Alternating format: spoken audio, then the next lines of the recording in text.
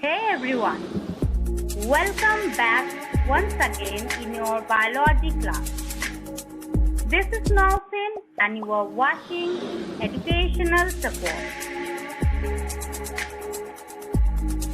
If you like this video, then press a subscribe button and the bell icon right next to it. And if you turn on all the notifications on your phone so that you don't miss a single video. So please watching till the end of my video.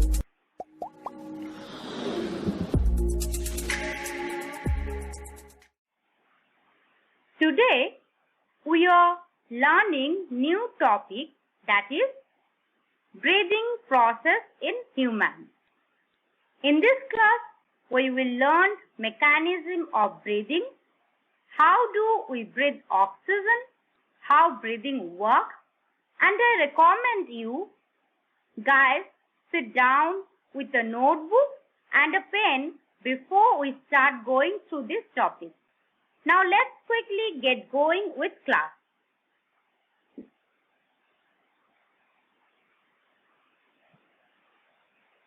Have you ever wondered why do we need to breathe, or what does it do to our bodies? Do you know what do you need to do to survive each and every day here on earth? The two things that probably come to mind first are food and water. However, there's one other important thing you need to do constantly to survive, that are breathing. So we can go days without food, but we cannot go minutes without breathing. But why is that? What purpose does breathing serve? The importance of breathing is linked directly to the importance of one particular element your body needs constantly, oxygen. Because every part of your body needs oxygen to survive. All living things need oxygen to survive. That's why we need to breathe. Did you know how the lungs work? The lungs bring oxygen into the body when breathing in and send carbon dioxide out of the body when breathing out. Carbon dioxide is a waste gas produced by the cells of the body.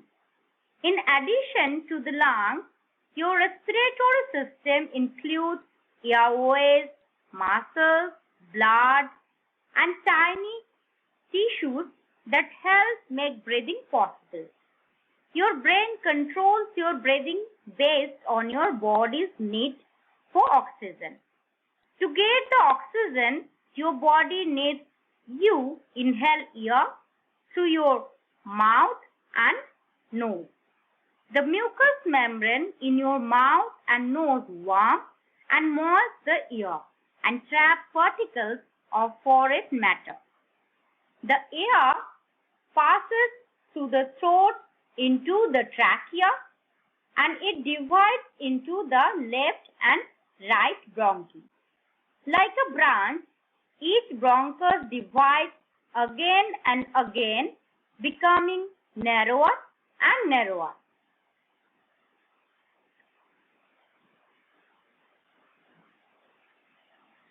Your smallest airways end in the alveoli, small thin air sacs that are arranged in clusters like branches of balloons.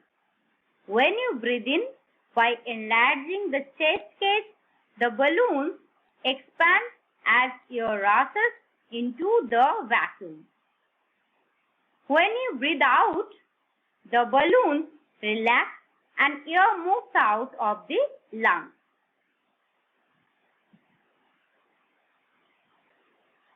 Tiny blood vessels surround each of the 300 million alveoli in the lungs. Oxygen moves across the walls of the air sac, is picked up by the blood and carried to the rest of the blood. Carbon dioxide or waste gas passes into the air sac from the blood and is breathed out. So viewers, if you enjoyed this video or learned anything, then press a like button and don't forget to subscribe. Now, do you have any idea what is breathing? Breathing is the actual mechanical intake of air. Lungs are filled in pleural membrane inside the chest cavity. At the bottom of the cavity is a large flat muscle known as the diaphragm. So what happens when we breathe in? During inspiration or inhalation, the diaphragm contracts, moves down, external intercostal muscles contract, rib cage upward and outward, lung volume expands, which fill up air from the mouth and nose. The air moves through tubes in the lungs to tiny air sacs called alveoli. Oxygen passes from this into the blood, which carries the oxygen to all the cells in the body. So what happens when we breathe out? During expiration or exhalation, diaphragm, external intercostal muscles return to the resting position. Rib cages downward, lungs recoil passively and forces air out. Carbon dioxide from the alveoli flows up through the lungs and out through the mouth and the nose. So here I am showing another two pictures which represents the mechanism of breathing.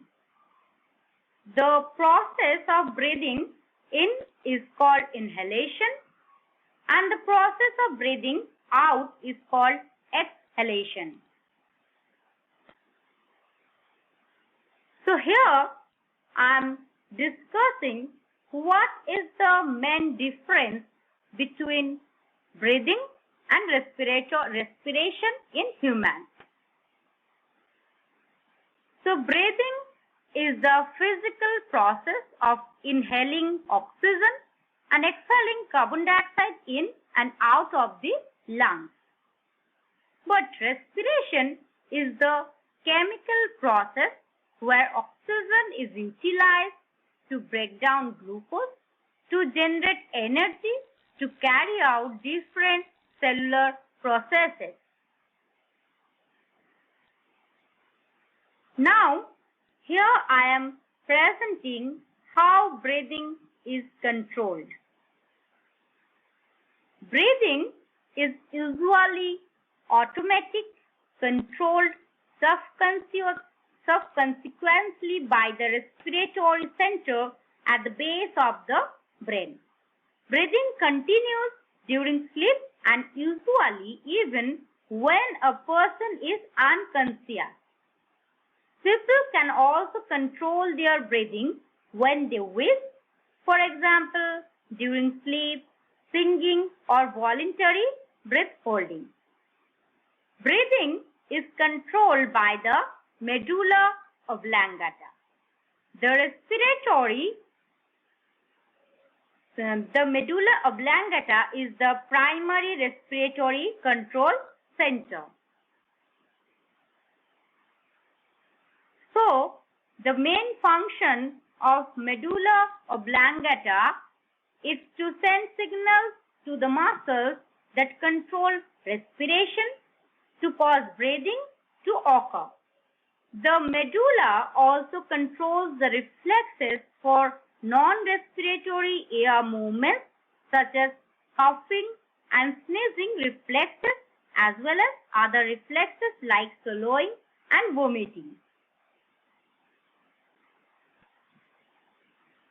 There are two regions in the medulla that control respiration.